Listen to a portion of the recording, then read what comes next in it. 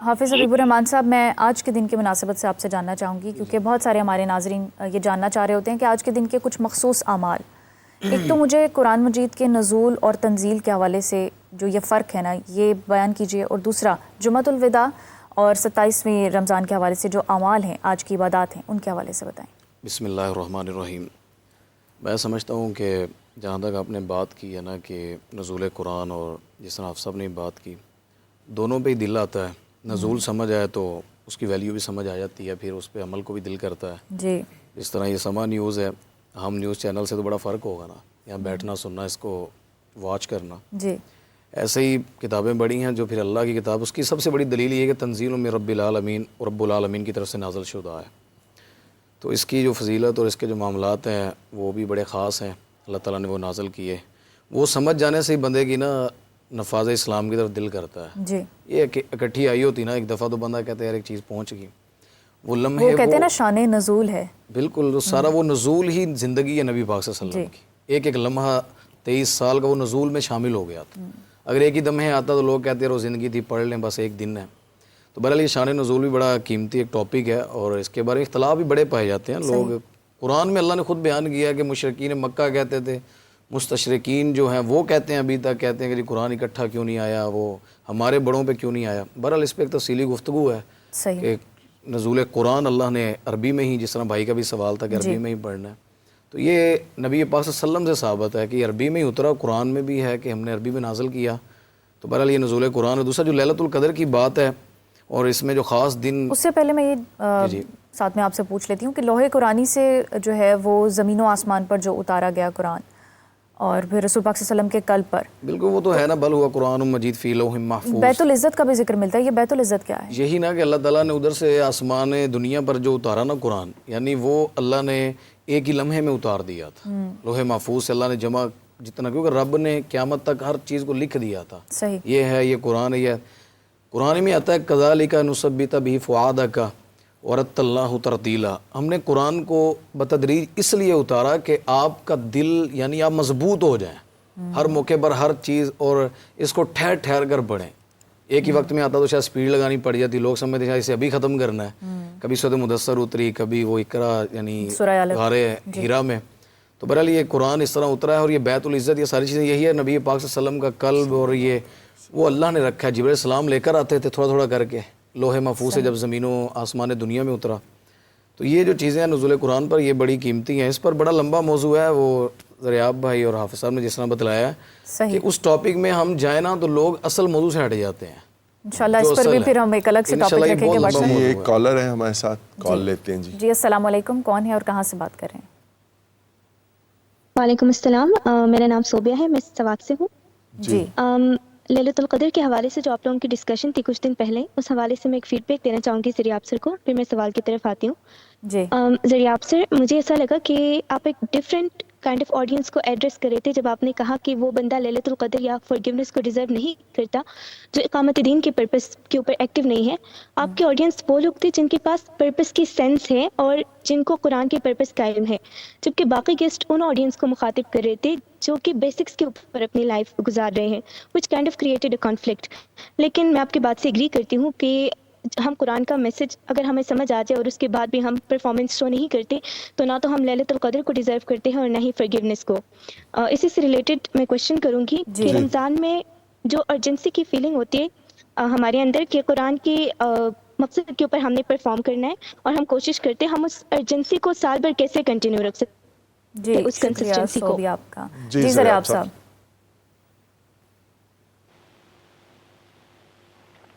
اچھا، پہلی بات تو مجھے ان کی صحیح سے سنائی دی کہ جو انہوں نے توضیح کی اپنے نقطہ نظر کی۔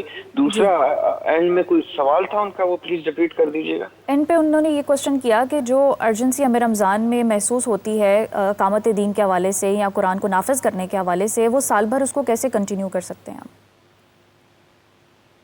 اچھا جی، سال بھر کیسے کنٹینیو کر سکتے ہیں؟ تو جس پوائنٹ پہ بیٹا آپ کا نقطہ نظر مجھ سے آپ نے بیان کیا، میں نے پہلے دن سے اس سما ٹی وی کی رمضان ٹرانسمیشن میں ایک ہی بات کی ہے، اور میں اسی پہ قائم ہوں، اور اللہ تعالیٰ مجھے اسی کے اوپر اپنے پاس بلائے، اور وہ یہ ہے کہ عام آڈینس ہو یعنی عوام الناس ہو یا خاص لوگ ہوں، دو کیٹیگریز میں انسانوں کو تقسیم کریں اگر ہم، وہ خواص، وہ خاص لوگ جن کے اوپر قرآن پاک کی تعبیر بھی خاص رموز بیان کرتی ہے، اور عوام الناس جو عام طور پہ قرآن پاک کی آڈینس ہے، ان دونوں کے لیے بیٹے، جو میں نام بھول گیا ہوں آپ کے سوال جنہوں نے کیا تھا، تو وہ یہ دونوں کے لیے یہی حکم ہے کہ پورے کے پورے قرآن دین میں داخل ہونا ہوتا ہے، اور قرآن پاک کا جو بیسک مضمون ہے وہ ہے ہی اقامت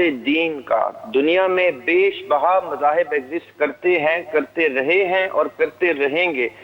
دین جو ہے وہ قرآن پاک کے مطابق اسلام ہے، یعنی اللہ سبحانہ وتعالیٰ قرآن پاک میں اسلام کے قیام کی گفتگو کرتے ہیں کہ اب انصاف پر مبنی، انصاف کی بنیاد کے اوپر اللہ سبحانہ وتعالیٰ کا سسٹم، نظام جو ہے اس کو قائم کر دیا جائے۔ ایک کے بعد ایک نبی جو ہیں وہ آ کے علیہ السلام یہی سسٹم برقرار کرتے ہیں جس کو دین کہتے ہیں، اور آقا علیہ السلام نے حجت الوداع کے مقام پر کہا آج تم پر دین مکمل ہو گیا۔ اس کا مقصد ہی یہ ہے، یہ بات ضروری ہے، اس کو ذرا ذرا غور رکھیے گا کہ آقا علیہ السلام سے پہلے کے 1.25 لاکھ انبیاء علیہ السلام جو ہیں یہ جملہ نہیں بول سکے، کیونکہ وہ اس پروسیس کا حصہ تھے جس میں قرآن پاک کا اور سسٹم کا نزول ہو رہا تھا۔ آقا علیہ السلام کے اوپر یہ سسٹم ختم ہوا اور انہوں نے کہا کہ آج سسٹم کمپلیٹ ہو گیا ہے، اب اس کو قائم کر دیا جائے اور اس کو فروغ دیا جائے پوری دنیا میں۔ ہم نے وہ نہیں کیا، نہ ہم اس پہ زور دے رہے ہیں۔ تو میں آج بھی یہی بات کروں گا کہ اقامت دین کے بعد ہی مسنون عبادات کا ذکر ہو سکتا ہے کہ 27ویں پہ کیا عبادت کرنی ہے، تو جمعۃ الوداع پہ کیا کرنی ہے، تو لیلۃ القدر پہ کیا کرنی ہے۔ یہ تب کرنی ہے جب اقامت دین ہو جائے گا، اس سے پہلے تک صرف اور صرف اقامت دین کے اوپر زندگی بہت ضروری نکتہ کہ اقامت دین کے بعد جو ہے یہ مسنون چیزیں اور عبادات کا ذکر ہونا چاہیے۔ وقت ہمارے پاس کم ہے۔ ہارون صاحب، میں چاہوں گی کہ آج کے دن کی مناسبت سے اور اسی پوائنٹ کو کنٹینیو کرتے ہوئے آپ کیا کہنا چاہیں گے؟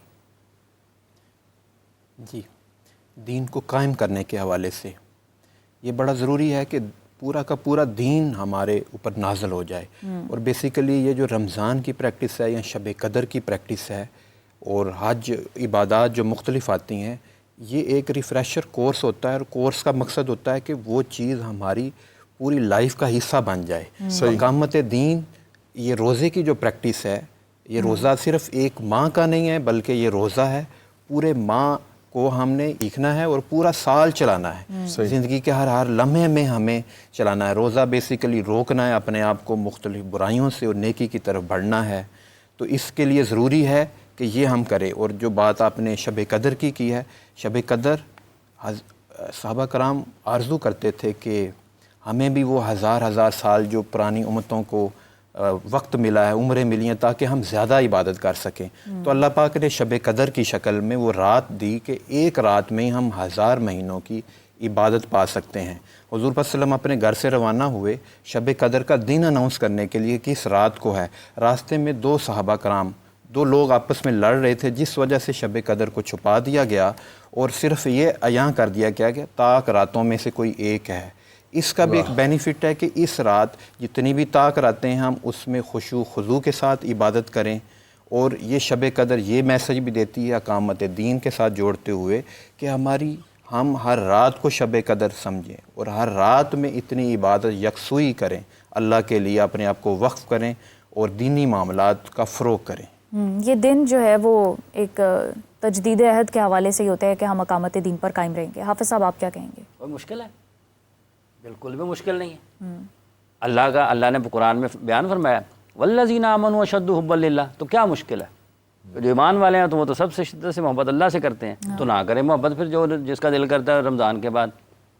تو پھر وقدمنا الی ما عملوا من عمل فجعلناہ حباء منثورا، پھر جو آپ کی کھڑکی سے آسمان کی سورج کی کرنوں کے ذرات آتے ہیں نا، اللہ آپ کے اعمال کو ویسے اڑا دے گا۔ یہ اللہ نے قرآن میں فرمایا، جو آیت مبارکہ پڑھی ہے، وقدمنا الی ما عملوا من عمل فجعلناہ حباء منثورا اصحاب الجنۃ یومئذ خیر مستقرا واحسن مقیلا वयौम तशक्ककु अस्समाउ बिलगमामि व नुज़्ज़िलल मलाइकतु तंज़ीला, जब आसमान फट जाएगा और पूरी तरह फरिश्ते नाज़िल किए जाएंगे। तो मुश्किल तो नहीं है, मुश्किल हमने बनाया हुआ है, क्योंकि हमें लगता है कि रमज़ान के बाद अगर हमने नमाज़ पढ़ने के लिए मस्जिद में चले गए, किसी का गुस्सा बर्दाश्त कर गए, तो शायद हमारी इज़्ज़त में कमी आ जाएगी, ठीक है, और शायद हमारी मुश्किलात बढ़ जाएंगी। तो कोई मुश्किल नहीं है। अकामत अल्लाह ने वल्लज़ीना आमनू अशद्दु हुब्बन लिल्लाह, कायम रह जाए अल्लाह के साथ मोहब्बत में। अल्लाह ने वज़कुर इस्म रब्बिका वतबत्तल इलैहि तब्तीला, रब्बुल मशरिक़ि वल मग़रिबि ला इलाहा इल्ला हु फत्तखिज़हु वकीला, जुड़ जाएं अल्लाह के साथ। मुश्किल हमारी तरफ से है। अल्लाह ताला ने हमारा जागना, सोना, उठना, बैठना हर कुछ इबादत बना दिया है। हम करना चाहें तो ठीक है, नहीं करना चाहेंगे तो ना ठीक है। और अगर नहीं करेंगे तो फिर अल्लाह ताला ने व इन्न रब्बका लसरीउल इक़ाब, फिर अल्लाह ताला शदीद अज़ाब भी देंगे। व इन्नहु लग़फ़ूरुर रहीम। इसलिए ये किसी गलत फहमी में कोई ना रहे, ये किसी गलत फहमी में कोई ना रहे कि मैंने कलमा पढ़ा हुआ है और उसके बाद मुझे कोई पूछताछ नहीं होगी। कलमे के बाद ही आपसे असल पूछा जाना है कि जब आपने ला इलाहा इल्लल्लाह मुहम्मदुर रसूलुल्लाह पढ़ लिया, आप अल्लाह की हुदूद में आ गए, तो क्या उसके बाद जब आप अल्लाह ने कह दिया कि वल्लज़ीना आमनू अशद्दु हुब्बन लिल्लाह, तो ये कैसी मोहब्बत होगी कि एक तरफ अल्लाह की मोहब्बत का दावा है, दूसरी तरफ चोरी है, एक तरफ अल्लाह की मोहब्बत का दावा है, दूसरी तरफ गीबत है, एक तरफ अल्लाह की मोहब्बत का दावा है, दूसरी तरफ यतीमों का माल खा रहे हैं, एक तरफ अल्लाह की मोहब्बत का दावा है, दूसरी तरफ वालिदैन की नाफरमानी कर रहे हैं, एक तरफ अल्लाह की मोहब्बत का दावा है, दूसरी तरफ बहन भाइयों का हक खा रहे हैं, एक तरफ अल्लाह की मोहब्बत का दावा है, दूसरी तरफ अपने तमाम जो आपके ताबे लोग हैं, जो आपके मातात हैं, उनका गला काट रहे हैं। तो ये अल्लाह की मोहब्बत नहीं है। इसलिए इनके अगर किसी को शक है तो उसके लिए भी अल्लाह ने कुरान में फरमाया कि अल्लाह ताला फिर यौम हशर उन तमाम इख्तलाफात का फैसला खुद फरमाएंगे, ठीक है। और अगर किसी को उसमें समझ आने में देर है तो उसको चाहिए कि अल्लाह से दुआ करे कि या अल्लाह मुझे समझ अता फरमा, मुझे शऊर अता फरमा कि मैं तेरी मोहब्बत में मुब्तला हो जाऊँ, मैं तेरी मोहब्बत में ऐसा गिरफ्तार हो जाऊँ। मुझे बताएं भट्ट साहब, अगर मुझे किसी ने तकलीफ़ पहुँचाई है या मुझे किसी से डर है, तो मैं अगर जाके उसके हाथ पाँव पकड़ लूँ, उसके पाँव पकड़ जाऊँ, तो कहाँ गया मेरा ईमान? मुझे किसके पास जाना चाहिए? हबीबुर रहमान साहब, हाफिज साहब ये कह रहे हैं either black either white, there is no grey area. मैं बस क्या कहेंगे आप आखिर में? नुक्ता बताऊंगा सामीन, वक्त कम है हमारे पास, मैं बिल्कुल मुख्तसर बात ही करूंगा। उसमें एक नुक्ता ही है, वो लैलतुल कदर क्या है।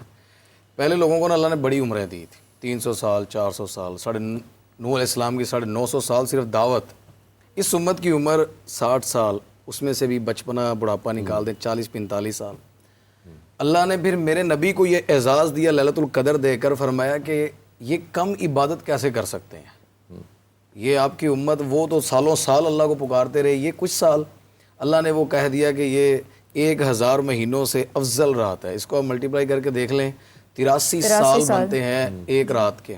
और अगर इंसान 45 साल भी पाता है अपनी जवानी में, तो ये 317 से ज़्यादा साल, यानी 3 सदियों से ज़्यादा इबादत अल्लाह लिख देते हैं। तो ये जो सारी बात हाफ़िज़ साहब ने जो की है, वो तो बुनियादी नुक्ता है ना कि एक अगर अल्लाह को पाना है और अल्लाह के ख़िलाफ़ भी जाना है, तो फिर ये अल्लाह को नहीं मानने वाली बात। अल्लाह को मानना है तो अल्लाह की माननी पड़ेगी। ये रमज़ान का पूरा खुलासा है।